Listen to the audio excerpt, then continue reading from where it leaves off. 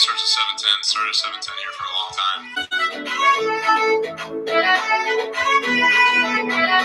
What's up, everybody? You're listening to the 10After7 podcast on YouTube with your host, Michael Cody Stephenson. It's episode 42, and that makes all the sense in the world today. When you think of the number 42, you immediately think of the American icon, Jackie Robinson. And right after that, you think of the Los Angeles Brooklyn Dodgers organization, the most iconic franchise in the history of sport. And today, you're probably wondering why I went MIA for the last week after my favorite team won the World Series. I didn't really have words to say. And quite frankly, I've been living it up. I've been drinking beers with everyone, celebrating this title, which I'll probably celebrate for the rest of my life. October 27, 2020 is a day in history that I will never forget. I think it'll actually become an anniversary. I think on October 27th from here on out, I will drink the same whiskey that me and my buddies drank in Texas that day. I think I might light a cigar on October 27th from here on out. But I finally found the words. A week removed from the Los Angeles Dodgers, my favorite team, hoisting the World Series trophy right in front of my face. And I go back to the movie Moneyball and a quote that Brad Pitt uttered a few times throughout the movie. How can you not be romantic about baseball? Here's why I say that. When I arrived at the airport that day with my buddy Patty Hollerup, when we got to our gate at American Airlines, there was not one person not wearing Dodger blue. The LA was everywhere to be found. Hats, jackets, jerseys, Dodgers across the front. I was about to get on a plane filled to the brim with Dodger fans. And I couldn't help myself but look to my left at a Dodger fan and say, there's got to be generations of Dodger blood running through that man's veins. And I looked to my right with a family of little kids decked out in Dodger unis at 5:30 in the morning, about to board the same plane as me to see our favorite team win the World Series in the year 2020. Generations of blood. And then my mind raced back to the days when my pops used to take me and my brother to games. The Eric Gagne days. The Raul Mondesi days. I remember vividly going to a game when Kaz Ashi got hit in the head against the Houston Astros. I was at that game with my dad. And I thought to myself, man, if it weren't for my pops, would I even be here today? Would I still be rooting for the Dodgers 28 years later? And I don't think there's a damn chance. Because I think me and my brother are still Dodger fans today because we feel a special place in our heart every time we go to Dodger Stadium, because that's a place our dad took us as young kids to watch the beautiful game of baseball. And now my brother's passing it on to his kids. Me and my brother have made tons of friends throughout the entire span of our lifetime just because we were Dodger fans. The Mitchell family taking us to games with their season tickets growing up. Never forget those games. And then even going to games with my mom. Being at Dodger Stadium, blue heaven on earth, I had experiences and memories that I'll have the rest of my life going there with my parents. And the people that were on that plane probably still have even memories of their own, the same ones I have. They probably went with their grandparents. They probably went with their parents, and now they're taking their kids to games, which I cannot wait to do. How can you not be romantic about baseball? And you know the first question when I got off that plane and we were ready to walk over to the stadium to watch Game 6 play out? I thought to myself, what am I going to wear? I threw tons of Dodger shit that I've had over the years. I think every single family member, whether it was Christmas, whether it was my birthday, bought me something Dodger related. I threw most of it in the luggage and took off to Texas. But there's a reason I threw a few things in there. And the first thing I thought to myself was, what am I going to wear? What will I be wearing when my team finally wins it all? I brought a Corey Seager t-shirt jersey And that's because he was a rock star throughout this entire run. And if you remember, the guy had Tommy John, had hip surgery. He missed the World Series in 2018, which is why the Dodgers had to trade for Manny Machado. He was injury prone. Corey Seager, the stud shortstop who won the Rookie of the Year. But in the year 2020, he goes on to win the NLCS MVP and then eventually the MVP of the entire World Series. So I had to rock that t-shirt jersey. And then over the top of that, I had a Dodger flannel. I have a couple of them. This one meant something different. One of the last presents my mom got me before she passed away this December, and I got it in the mail, was a Dodger flannel. So I had to rock that. She was going to be there with me. And then on my wrist, I had a bracelet, which I think I left in Texas, but it belongs in Texas because that's where I got to see my team win it. But that bracelet was made out of a foul ball hit by Yasiel Puig on the date August 11, 2013. My oldest brother Tommy gave it to me and my brother Dylan to rock, and I rocked it at the World Series. And on top of that flannel, I wore my Kershaw red number 22 authentic jersey. And on top of that, I wore my World Series jacket that looked like a Letterman jacket that in high school I saw and always wanted. And I think it was the first time I actually saved up money to buy something. And what better place to wear a World Series patched jacket than in Game 6 when the Dodgers can clinch it all. So how can you not be romantic about baseball when the first thing I think about when I'm going to the World Series is what I have to wear? Like it's the first day of school in elementary. Like I'm going to a job interview. Like I'm going on my first date. I had to wear what I needed to wear that day, and it was a thought process from the early morning. So then we get into the stadium with Patty Hollerup and our buddy Niner and Bucky Bitton, who I'm forever grateful for because he somehow got tickets for me to experience the best day of my life. And it was great to see a stadium, but no stadium will ever compare to Dodger Stadium, Blue Heaven on Earth. No way, not a chance. You could put billions of dollars into a baseball stadium. It's not going to look like the one that was built in 1962 in Echo Park. Ain't no backdrop like it. So we get into the stadium and it's almost game time. We're couple beers, couple shots deep. We hide the cigars for celebration and the whiskey outside in a bush for after the game. We're confident as ever. The game starts and Blake Snell of the Tampa Bay Rays is dealing. But I did not waver. I didn't waver. I knew if the Dodgers kept it close, once Blake Snell came out of that game, the Dodgers offense was going to wake up and we were going to win this game. Tony Gonsolin only went a couple innings, and then from there, Dave Roberts mixed and matched his way all the way until the end when Julio Urias, an absolute blossoming star in this playoffs as well, alongside Corey Seager, shut it down. But when the Rays took out Blake Snell, I looked behind me to a couple of Rays fans who were bitter about it. When we were saying, na, na, na, na, na, na, na, na, hey, goodbye, just to rattle them. And they looked at us and said, oh, we could have said that 6 times for you guys. And I said, hey, that's part of our plan. You had Blake Snell only allowing 2 hits, no walks, and you take him out immediately when he gives up a single to Austin Barnes.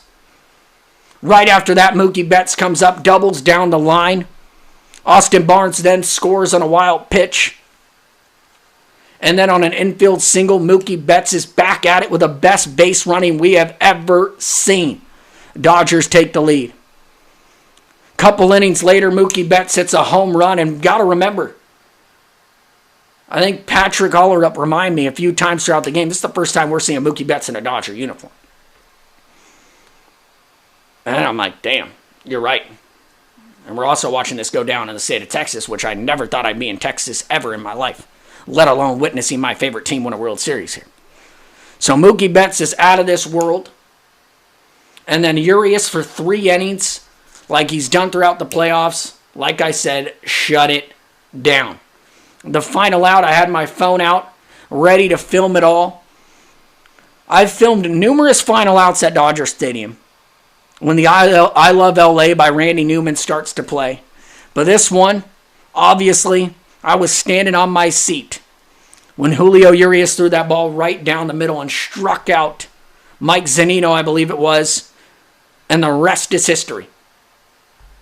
We go crazy, hugs all around, high-fiving everyone in the building, Dodger fans staying afterwards. I didn't believe I was there. I kind of was shocked. I was speechless. I could only yell. And one of my favorite parts, believe it or not, of the entire experience was when Rob Manfred took that microphone and I got to boo that son of a bitch until he couldn't even handle it and had to stop speaking. You talk about rattled. There was no one more rattled on the planet than Rob Manfred at that moment. Did I feel bad for him? Not a goddamn chance. It felt so good to be there to boo the buffoon of a commissioner that Rob Manfred has been, especially this season. We Are the Champions starts playing. Everyone's singing along in the stadium. And then on the way out, the party starts. And me, Patty H., Niner, and Bucky were the life of the party. We were standing up on whatever it was we were standing on, dancing it away with cigars in our mouth. The whiskey was still there. The cigars were still in the bush. It all made sense in that moment. We were going to party the night away as our team won a championship just a couple of weeks after the Los Angeles Lakers won a world championship. And I didn't want to stop partying. We went to Texas Live again afterwards, kept drinking beers. And that night, in classic Cody Stephenson fashion, I tried to Uber Eats Taco Bell. I was successful. Unfortunately, the Taco Bell was cold, but I still ate it before I went to bed. That's my championship meal. Taco Bell. Because I can't tell you how many times I've stuffed my face with Taco Bell after witnessing the Dodgers win. Win or lose at that. But on this night in Texas, I chose to go the Taco Bell route, and I'm not mad about it. Even if it was cold, it was not good. But when you're drinking beer, celebrating a world championship, I don't care what you're putting in front of my face. When I'm hungry, I'm going to eat it. So the next day, I'm pretty hungover. I mentioned to Patty, hey, we got to cancel this flight. There's no way I'm getting up. I feel like he thought about it for at least 30 seconds, but then said, no, we got to go, get up, shower. But we're on the plane, and I'm ready to listen to radio. Sports talk radio. I get to listen to it. I've listened to it in my whole life, or for the last decade. I've been an avid listener, listening daily to the Dan Patrick Show. I throw on Dan Patrick, and there's not even a mention of the Dodgers winning a world championship. And I was pissed about it. Because you had the news of Justin Turner testing positive during the game, which is obviously an MLB problem. If someone's coming up positive during the game, your testing protocols probably weren't up to par. And the fact that Justin Turner went out onto the field afterwards to take pictures with his world championship teammates became an issue, and that's all Dan Patrick wanted to talk about. And all he wanted to talk about as well was the fact that Blake Snell got taken out. And I guess that's the talk of sports radio, but there was no way I was going to deal with it. Probably turned it off in 1 hour and said, hey, my favorite team just won a world championship. I'm going to think about that. And nothing else. Was it bad to take out Blake Snell? Of course, it was an idiotic decision. He went too deep with analytics, and Kevin Cash went to go get him the first sign of trouble, which I don't even think was a sign of trouble. It was a hard-hit single. But Blake Snell was dealing, and you went to your bullpen, and that's when things opened up for the Dodgers. You look at the quotes afterwards, and the Dodgers thought they had no chance to get to Blake Snell. Even if the numbers say a third time around, Mookie Betts looked at Dave Roberts apparently right when Snell got taken out and smiled. But let's give the team credit. Let's talk about the Dodgers. The team that's made the World Series 3 out of the last 4 years. It's been heartbreak. And as a fan of the Dodgers, when you grow up with the Clayton Kershaws and Kenley Janssens of the world, they made the top of the mountain, and that's what should have been the story. Corey Seager should have been the story. Mookie Betts being traded from Boston to LA and winning a World Series should have been the story. They finally got over the hump. Talk about the performance of Julio Urias, Victor Gonzalez, Blake Trinan, the guys that got the job done after Tony Gonsolin. And I couldn't stand that they talked about everything else, but I think the Dodgers franchise is a story that has to be told. Clayton Kershaw's playoff failures early on. The series against the Cardinals back in 2013. Making the playoffs year in and year out and not getting it done. Getting robbed in 2017 by the Houston Astros. Getting beat pretty handily by Mookie Betts and the Boston Red Sox in 2018. And then last year getting bounced by the eventual World Series champs in the Washington Nationals in the first round. But no. The talk was Justin Turner testing positive. And Blake Snell being removed from the game in the 6th inning. Or whatever it was. So I was a little upset about that.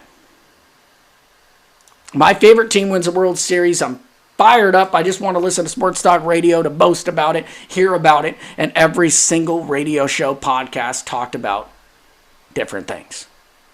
But that's why I'm here to remind you on this Tuesday, a week after my team won the World Series champs, they're still World Series champs. And if you want to talk about the future of the Dodgers, it looks pretty damn bright today. Because Mookie Betts, if you don't remember, earlier this year on this podcast, I talked about Mookie Betts signing a 12-year contract extension to finish his career with the Dodgers. That's a good place to start. Corey Seager's got another year left.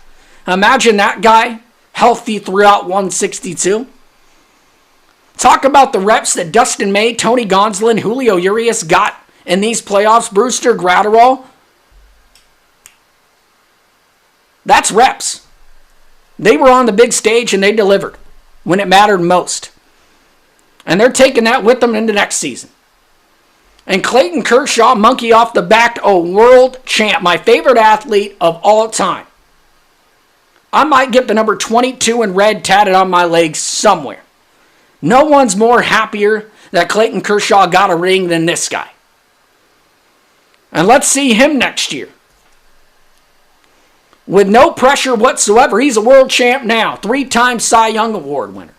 An MVP. And don't forget, David Price could opt back in, and that's another arm for it. Dodgers are going to re-up and reload, and I'm pretty sure they're going to reel off a couple of more titles while Mookie Betts spends the rest of his career here. And the only people that are saying it was a shortened season, if you live in California, are Angel fans who have Mike Trout in a pile of shit. That's the only ones that are saying it was a 60-game season. And you guys couldn't even make the playoffs when they expanded it to 16 teams.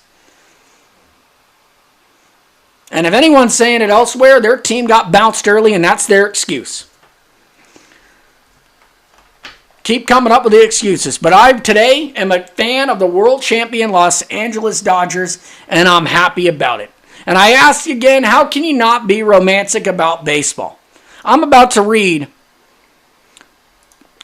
a post by the 7th commissioner in baseball, Abe Bartlett Giamatti, just to talk about baseball. I'm going to read the first paragraph of this writer. He was an American professor. He was only commissioner for 5 months after he suffered a heart attack, but these words are probably the best words. I'm going to read the first paragraph and the last paragraph to you. This is why we love baseball so damn much. Here we go. It breaks your heart. It is designed to break your heart. The game begins in the spring when everything else begins again, and it blossoms in the summer, filling the afternoons and evenings. And then as soon as the chill rains come, it stops and leaves you to face the fall alone. You count on it, rely on it to buffer the passage of time, to keep the memory of sunshine and high skies alive. And then just when the days are all twilight, when you need it most, it stops. Today, October 2nd, a Sunday of rain and broken branches and leaf-clogged drains and slick streets, it stopped and summer was gone. I love these words more than anyone else. Because for the last 27 years of my life, baseball has broken my damn heart. Especially the last decade. And I seriously thought that the Dodgers were cursed at one point. With all the failures in October, I thought to myself, what did the Dodgers do to deserve this? Why me? Why is my favorite player, Clayton Kershaw, the guy who everyone mentions as a playoff choker, a playoff failure? Why am I a fan? It hurts me more than ever that people say this to me. And every single October, it ended in the same result, without a world championship. 27 years. And those words speak on what baseball means to a lot of different people. And here's the last paragraph. The words are even better. Here we go. Of course, there are those who learn after the first few times. They grow out of sports. And there are others who were born with the wisdom to know that nothing lasts. These are the truly tough among us. The ones who can live without illusion, or without even the hope of illusion. I am not that grown up or up to date. I am a simpler creature, tied to more primitive patterns and cycles. I need to think something lasts forever. And it might as well be that state of being that is a game. It might as well be that in a green field in the sun. Baseball does last forever. And you know what else lasts forever? Is the feeling that I experienced on Tuesday, October 27, 2020. And if you haven't had a beer to celebrate yet, drink one now. I decided to do this on Election Day to spread some positive vibes because God knows we're going to need them.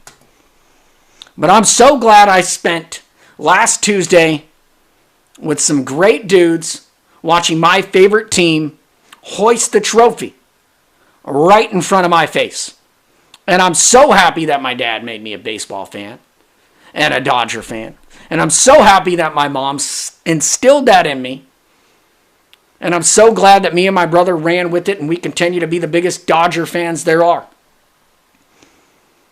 And high-fiving and hugging those around us when we won that World Series in Texas. I can't even still believe that it happened in Texas. If someone came to me at the beginning of this year and said, hey, Cody, listen, you're going to experience the Dodgers winning a World Series this year, I would have said, first of all, there's no way. Baseball's not happening. Owners and the players, they can't get it together. Baseball is going to be the one sport that's not going to be on TV while football and basketball are playing it out in a bubble. Or whatever it is that they're going to do. But baseball, that's not happening. They're too money hungry. And he said, no. Cody, listen, you're going to see your team win the World Series this year.